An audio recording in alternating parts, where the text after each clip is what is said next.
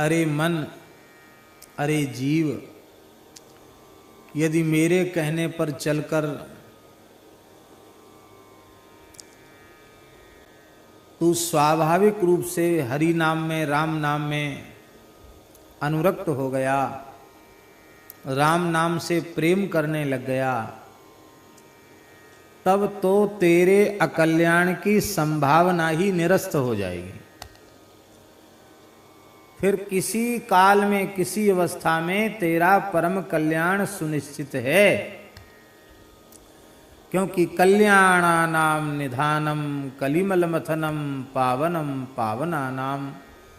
श्री राम नाम, श्री हरि नाम समस्त कल्याणों का निधान है, कल्याणों का खजाना है।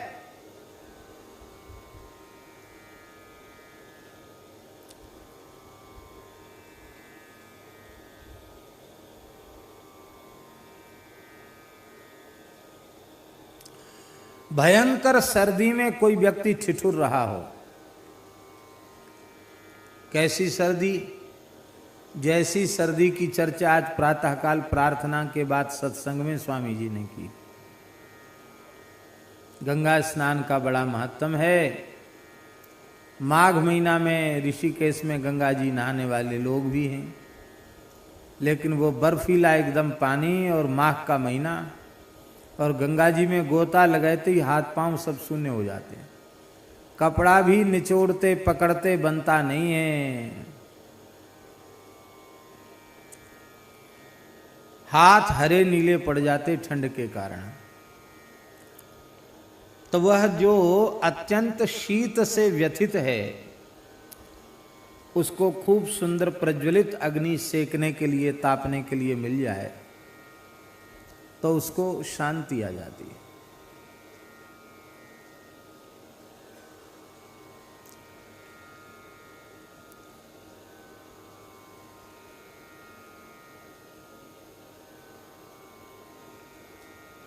अठासी या 89 की बात होगी,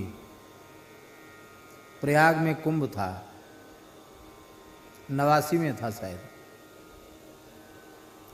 पूर्ण कुंभ था। तो हम भी कुछ दिन कुंभ में रहे थे। एक दिन इतनी जोर की ठंड थी, ठंड तो रहती है, माघ का महीना रहता है।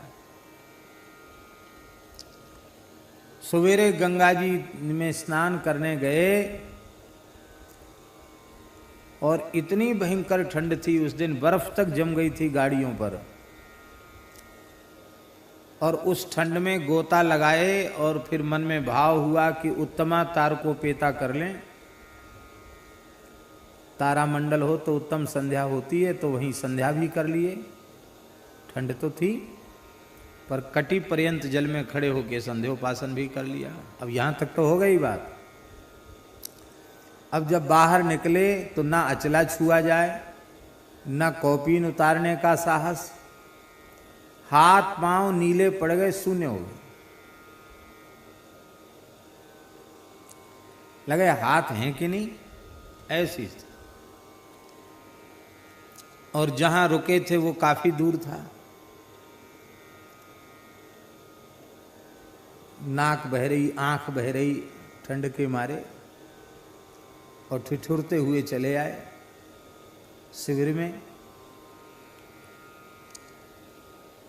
तो एक त्यागी महात्मा थे, वो उनके यहाँ धूनी हमेशा प्रचंड रहती थी, खूब लक्कड़ कंडा उनके पास इकट्ठा था, लेकिन वे इतने तेज कि धूनी पे कोई आ जाए तो को जलता हुआ लक्कड़ लेके दौड़े, को चिपिया लेके दौड़े, कोई नहीं आ सकता उनके पास। पर पता नहीं कैसे उन्हें बेचारों को बड़ी दया आ गई हमको देख के।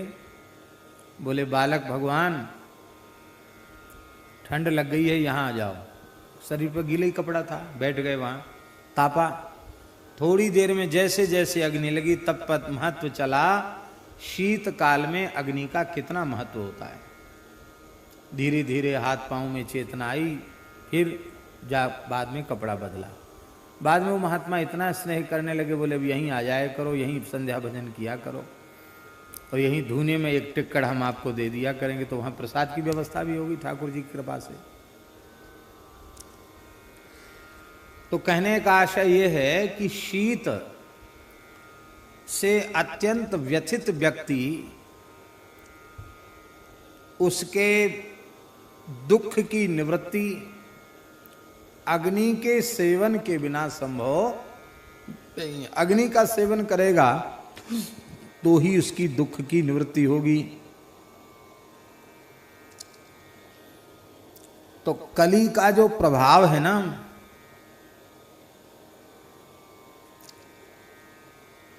वो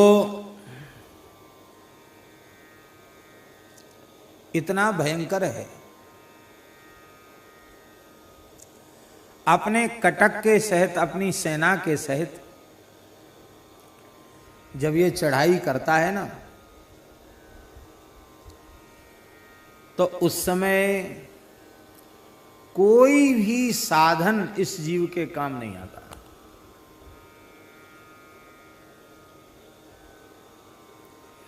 इसलिए काम नहीं आता कि नारद जी का पद्म पुराण में वचन है, कली दावा नले नाद्य साधनम भस्मतांगतम। कली के प्रचंड दावा नल में ये साधन समुदाय भस्म हो गया, सूखे जंगल के समान भस्म हो गया।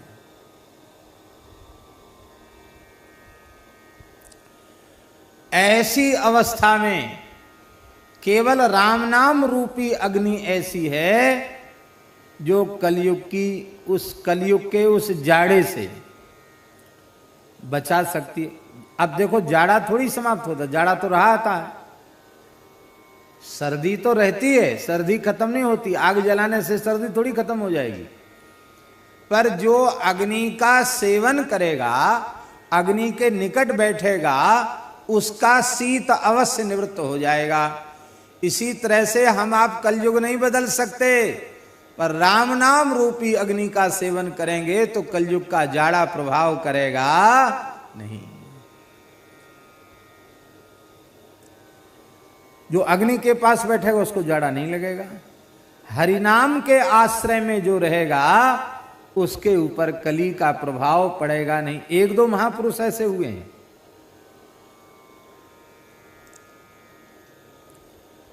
श्री नामाचार्य हरिदास ठाकुर,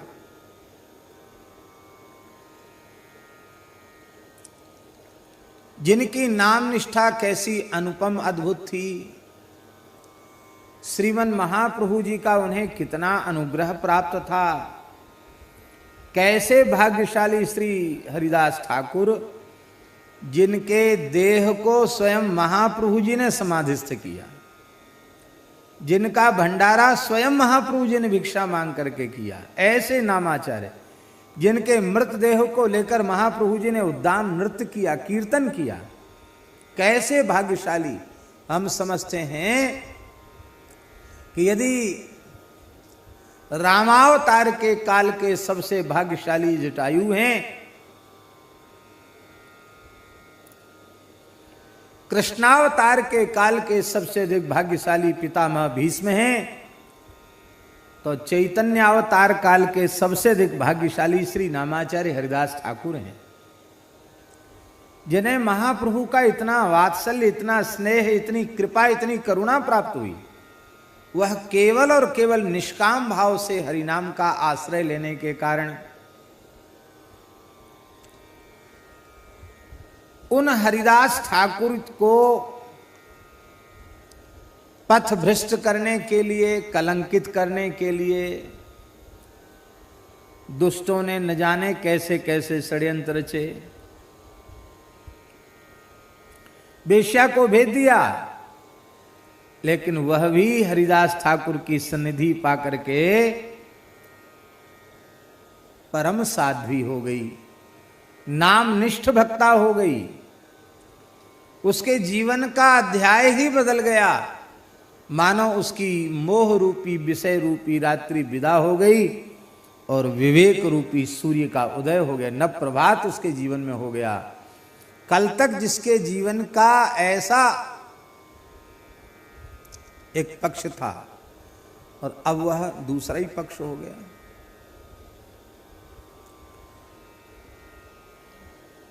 यही बात गोस्वामी जी ने कही, चहु जुग चहु श्रुति नाम प्रभाव।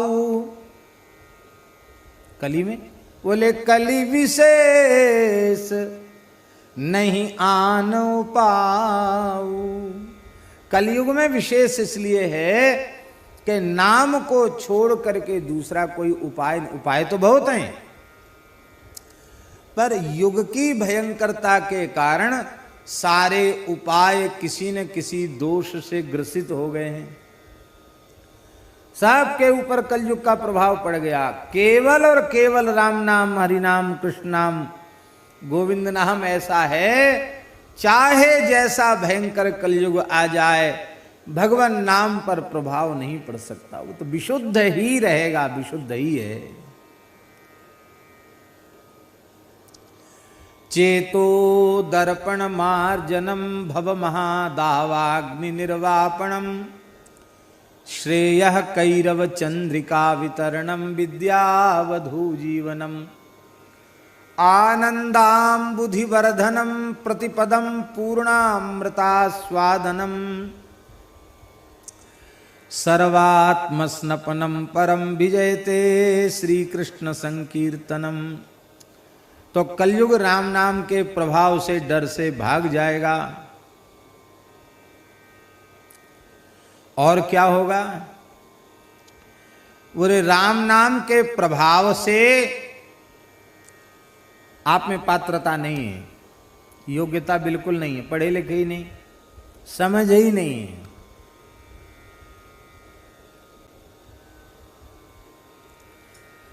लेकिन केवल राम नाम जपने लग जाओ तो राम नाम के प्रभाव से सब कुछ प्राप्त हो जाएगा।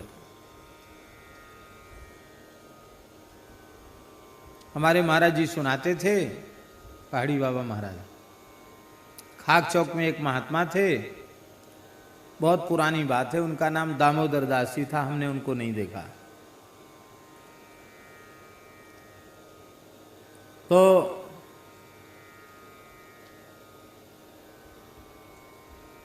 बहुत लंबे समय तक खाक चौक रहे वो।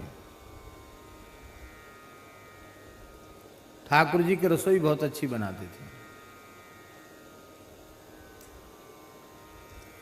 हमारे यहाँ खाक चौक की महाराज जी के समय मर्यादा बहुत ज्यादा थी। रसोई में साधु तो होना ही चाहिए, विप्र कुलोत्पन्न भी होना चाहिए, दूसरे व्यक्ति का प्रवेश नहीं। लोग कहते महाराज जी ऐसी बात मानते हैं, भेद मानते हैं, ऐसा लोग कहने वाले कहो, पर वो कहते नहीं, रसोई पूजा में हमारे यहाँ मर्यादा नहीं होगी। कुआं के जल से सारी रसोई बनती थी, कपड़ा से छान कर जल का प्रयोग, पुराने संत थे। तो भंडारा था, भंडारे में ब्रजवासी हलवाई पक्की रसोई बनाने आते थे। उनका भी बड़ा नियम था महाराज, वो खूब घर से नहा के आए हैं, पर खाक चौक में आके उनको कुआं के पानी से नहाना पड़ेगा, चाहे ठंड हो चाहे कुछ हो। फिर कोरा कपड़ा महाराज देते, कोरी साफी, बंगाली साफी आती वो लाल सरंग की चौकड़ी वाली, एक साफी पहन लो, एक साफी ओढ़ लो, कमर में बांध लो, कोरा कपड़ा पहन के रसोई बनानी पड़ेगी। और रसोई से बाहर निकल गए फिर नहाओ। तो वो गिने चुने ब्रजवासी थे जो बाबा के यहाँ रसोई बनाने आते, पर रसोई बहुत सुंदर बनती थी। तो दामोदर दास जी रसोई बनाते। एक दिन भंडारा था, तो जिस दिन भंडारा होता उस दिन रसोइयों को छुट्टी होती। तो वो बैठे थे मंदिर के द्वार पर और माला फेर रहे थे, जगमोहन में बैठ के हजारा माला फेर रहे थे। महाराज जी ने पूछा, दामोदर दास? हाँ महाराज। देख घड़ी में कितना बज गया? बड़ी घड़ी थी पुरानी, कितना बज गया? वे ऐसे महात्मा थे कि हम समझते हैं 35-40 साल लगातार एक आसन से रह गए वो वहाँ। उन्होंने अब तक घड़ी कैसी होती है, घड़ी में कैसे बजता है, आज तक सोचने का सोचे ही नहीं उन्होंने। अब महाराज जी ने आज नई बात पूछ दी, दामोदर दास देख घड़ी में कितना बज गया। बूढ़े थे, ऐसे हाथ करके बोले, हो महाराज हो नाव जानत, देहाती भाषा बोलते थे, हो नाव जानत महाराज, छोटी सुई बड़े सुई से 4 अंगुल दूर है। अब हिसाब आप लगा लो। छोटी सुई से बड़ी सुई 4 अंगुल दूर है, आप हिसाब लगा लो।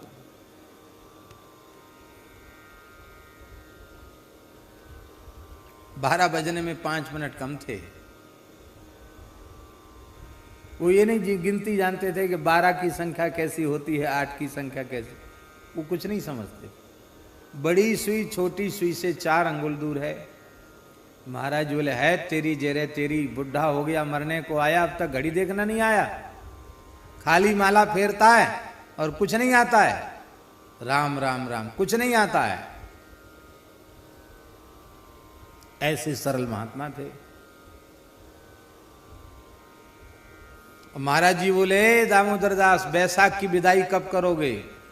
महीना की विदाई होती थी महाराज के यहाँ, कढ़ी पकौड़ी बन के तब महीना की विदाई होती थी।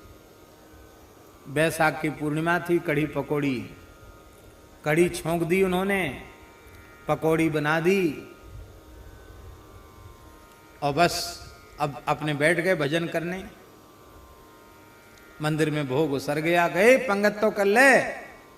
महाराज भजन करते करते भगवत धाम चले गए, हाथ में माला, 12 तिलक, भजन करते करते ठाकुर जी के यहाँ चले गए।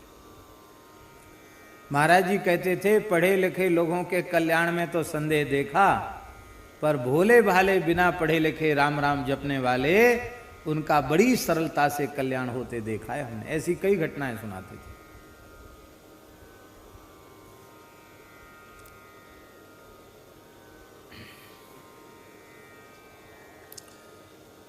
कुछ नहीं जानता है, केवल और केवल श्री राम नाम को जानता है, तो राम नाम के प्रभाव से वैराग्य भी अपने आप प्रकट हो जाएगा, योग भी प्रकट हो जाएगा, जप तप आदि सारे सद्गुण अपने आप जागृत हो उठेंगे।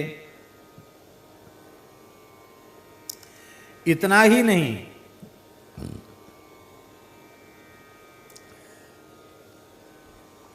सारी कर्म राशि क्षीण हो जाएगी। विधाता ने जो उल्टा पलटा कुछ तेरे कपाल पर लिख दिया है, और राम नाम के प्रभाव से अनुकूल फल देने की सामर्थ्य तो विधाता की लिपि में रही आवेगी, लेकिन जो प्रतिकूल कुछ लिख दिया है विधाता ने ललाट पर, वो प्रतिकूल फल देने की सामर्थ्य विधाता की लिपि में भी नहीं रह जाएगी। क्योंकि मंत्र महामणि विषय ब्याल के, मेटत कठिन कुअंक भाल के।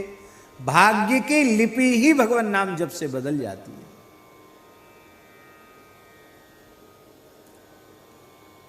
भाग्य की लिपि बदल जाती है। और क्या होगा? यदि तू मेरे कहने में आकर के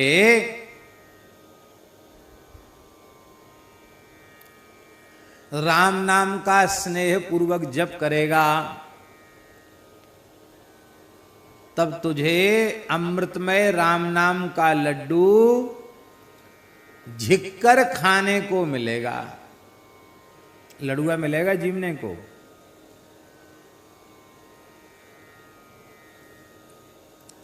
खूब प्रेम से आपने लडुआ बनाया।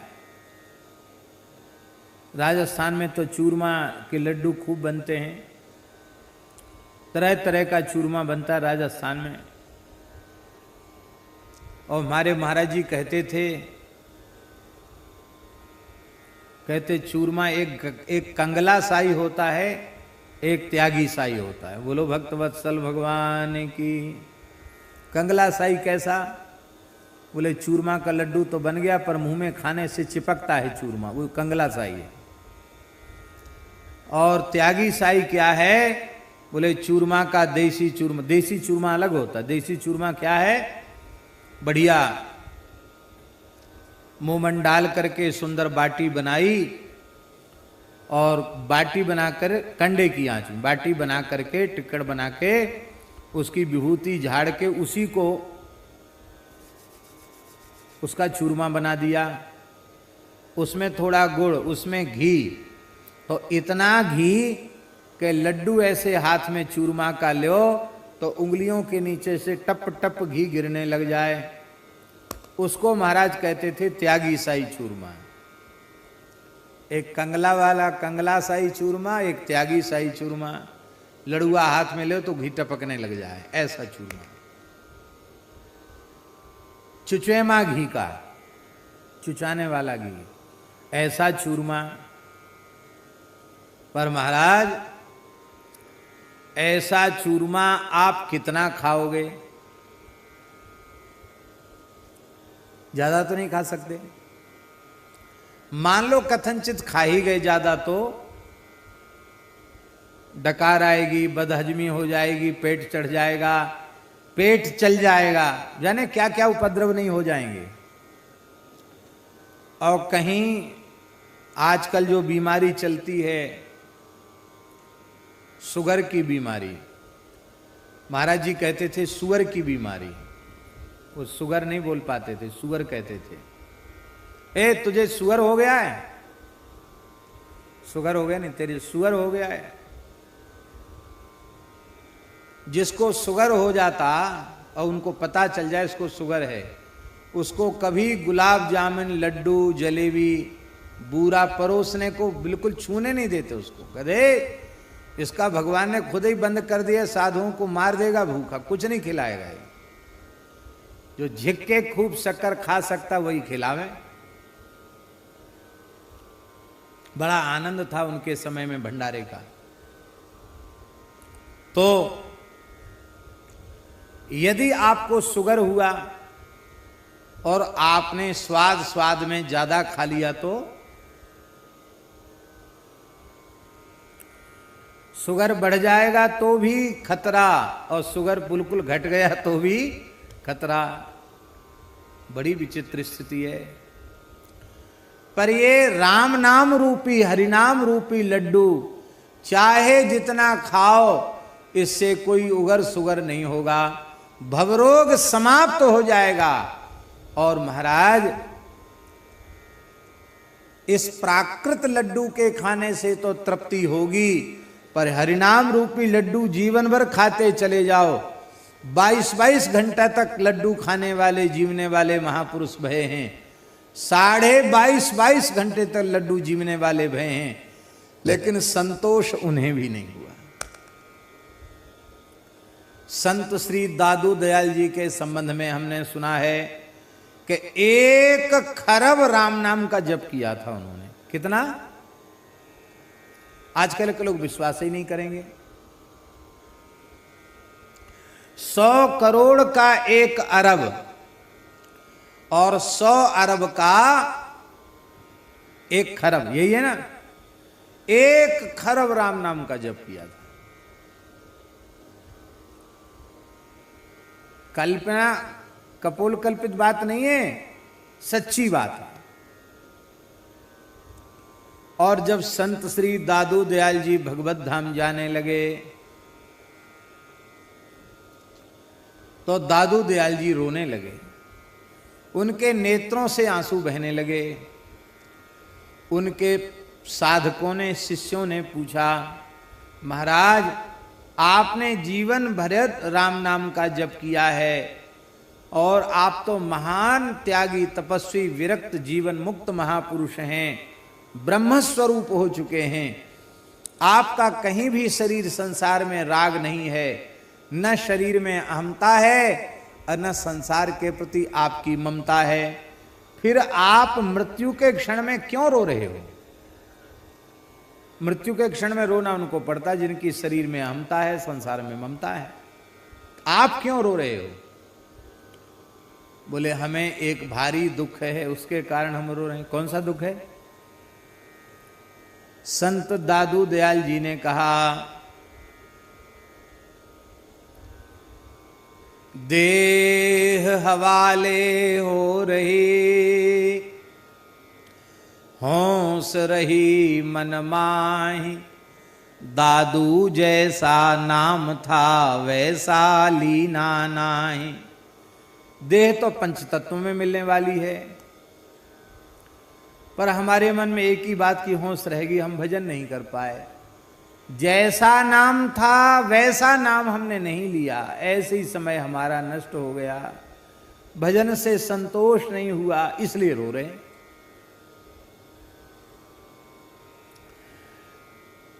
फुलेरा गांव के पास नारायणा है, हमारे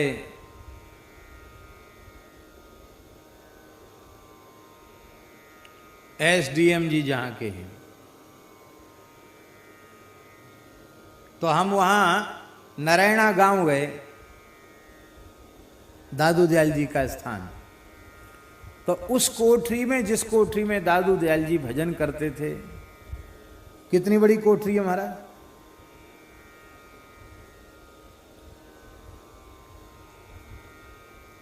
आदमी न तो खड़ा हो सकता न लेट सकता। वो कोठरी कहें कि उसको गुफा कहें, छोटी सी ऐसी कोठरी। वे दादू दयाल जी जिनका दर्शन करने शाहनशाह अकबर आया था, वो कोठरी आज भी है दादू दयाल जी की। महाराज जी थोड़ी देर हम बैठे, 400-500 वर्ष हो गया, लेकिन आज भी उस कोठरी में आप शांति से बैठ जाइए गुफा में, तो लगेगा कि यहाँ के कण कण से राम नाम प्रकट हो रहा है। आप थोड़ा अंतर्मुख होकर बैठ जाइए, चित्त की वृत्ति स्वाभाविक रूप से शांत हो जाती है, स्वाभाविक रूप से नाम में मन लगने लग जाता है। ये क्या है? ये जिस स्थान पर संत ने बैठकर राम नाम किया, उस स्थान का प्रभाव, उनके द्वारा किए गए भजन का प्रभाव उस स्थान में आज तक व्याप्त है। रोम रोम से भगवान नाम प्रकट होने लग जाता है। कल जिन संत का हम दर्शन करने गए थे, श्री दुधिया बाबा, उन्होंने एक महान संत का, कई संतों का स्मरण किया। उनमें उन्होंने एक राधे श्याम बाबा का स्मरण किया, झाड़करी जंगल का स्मरण किया, राधे श्याम बाबा का स्मरण किया उन्होंने। श्री राधे श्याम बाबा ने झाड़करी के जंगल में 56 वर्ष, महाराज जी 1 वर्ष 2 वर्ष नहीं, कितने वर्ष, 56 वर्ष झाड़करी के जंगल में एक स्थान पर एक जगह रह करके और एक दोना छाछ पीते थे महाराज जी। 24 घंटे में एक दोना छाछ और इतना सा गुड़, बस ये ही आहार था और कोई आहार नहीं था।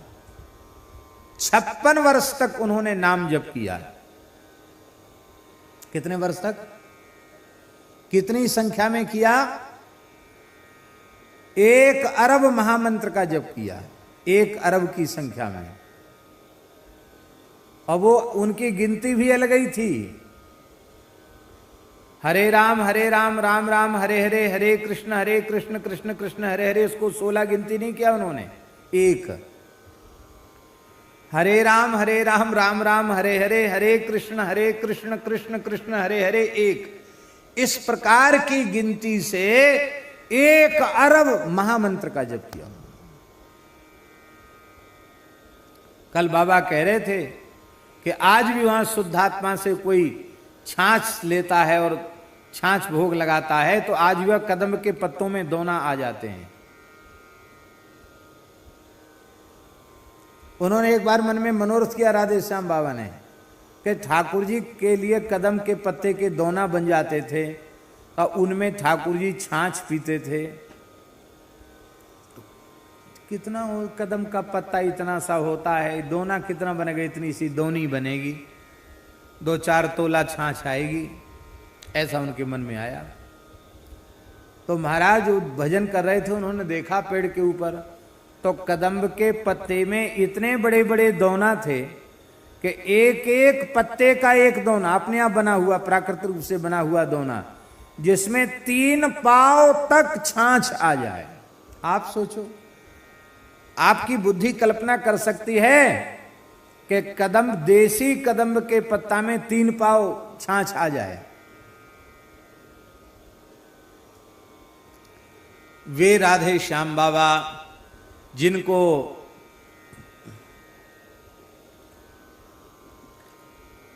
वृंदावन में सेवा कुंज में महाराज का दर्शन हुआ था, साक्षात नेत्रों से महाराज का दर्शन हुआ था महाराज जी।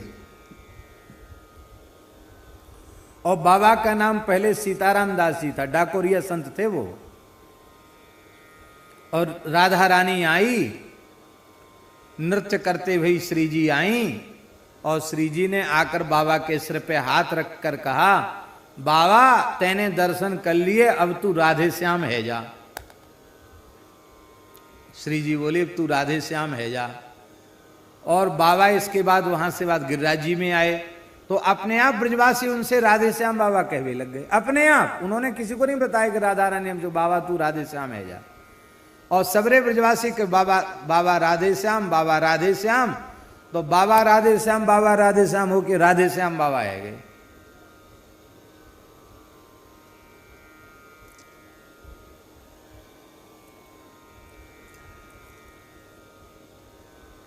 इस लड्डू के खाने से कभी तृप्ति होने वाली नहीं है। कोई रोग आदि व्याधि शरीर में बढ़ जाएगी ऐसा नहीं। इसकी मिठास शुगर बढ़ाने वाली नहीं है। राम नाम रूपी लड्डू ये तो महाराज भवरोग रूपी महाव्याधि का समन करने वाला ये मोदक है। हमारे यहाँ साधुओं में पंगत में जो सिया हरि नारायण गोविंदे बोलते हैं, उसमें तरह तरह के कीर्तन हैं। उसमें एक ये भी है, राम नाम लड्डू गोपाल नाम खीर, हरि को नाम मिश्री आए घोर घोर पी, सिया हरि नारायण गोविंद भज रामा कृष्णा गोविंद। लो भाई, राम नाम लड्डू गोपाल नाम खीर और हरि को नाम मिश्री आए घोर घोर पी। सारी मिठाई भगवान नाम में। यही बात इस पद में गोस्वामी जी कह रहे हैं। बोले राम नाम रूपी लड्डू को प्रेमामृत में, प्रेमामृत रूपी चीनी में पाग करके, राम नाम रूपी लड्डू को प्रेमामृत रूपी शक्कर में पाग करके तू खाएगा तो सदा सदा के लिए तुझे संतोष हो जाएगा। फिर तुझे इन देह गेह में आसक्त विषयी पुरुषों के द्वार पर अन्न धन द्रव्य दक्षिणा इसके लालच को लेकर गृहस्थियों के द्वारों पर भटकना नहीं पड़ेगा। फिर तुझे परम संतोष प्राप्त हो जाएगा। और अंतिम में तो कहते हैं कि कल्प वृक्ष के नीचे जाकर मांगना पड़ेगा, पर राम नाम रूपी कल्प वृक्ष की छाया में बैठ जाओगे, बिना चाहे, बिना मांगे, बिना कहे, बिना किए सब कुछ हो जाएगा। और तेरा परमार्थ भी सिद्ध हो जाएगा। तेरा परमार्थ तो सिद्ध हो ही जाएगा, तेरे स्वार्थ सिद्धि में भी किसी प्रकार की कमी नहीं रह जाएगी।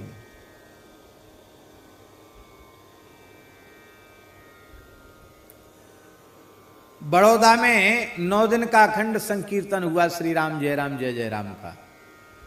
परम श्रद्धेय पूज्य श्री डोंगरी जी महाराज उसके यजमान थे, मनोरथी थे।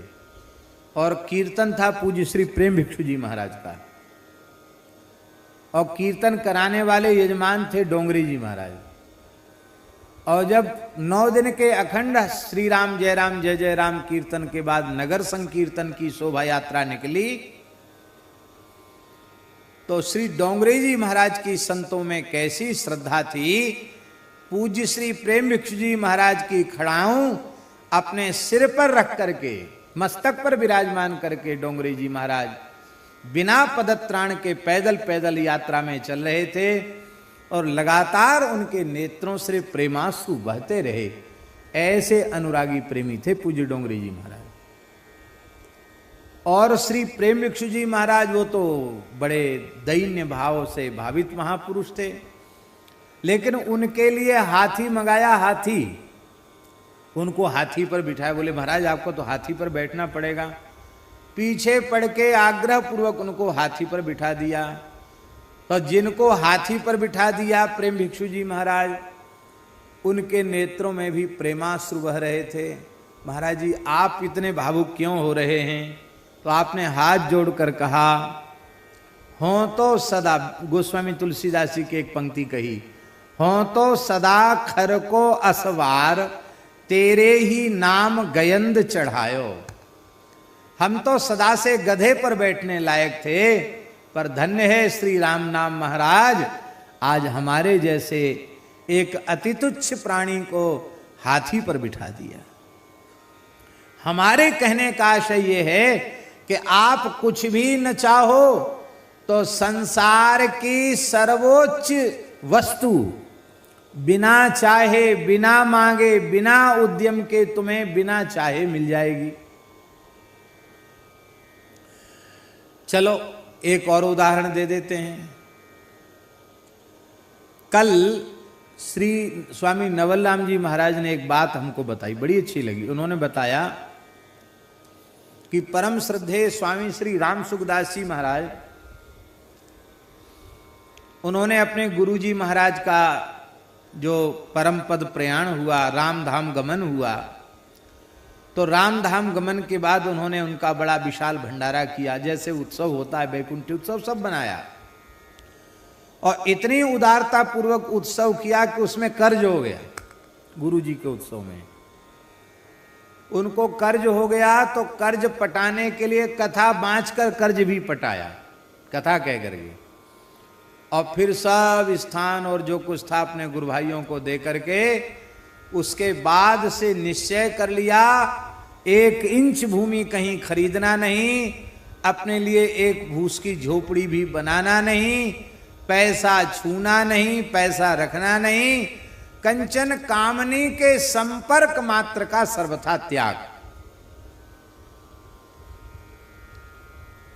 और जीवन की अंतिम श्वास तक उस वैराग्यपूर्ण रहने का निर्वाह किया।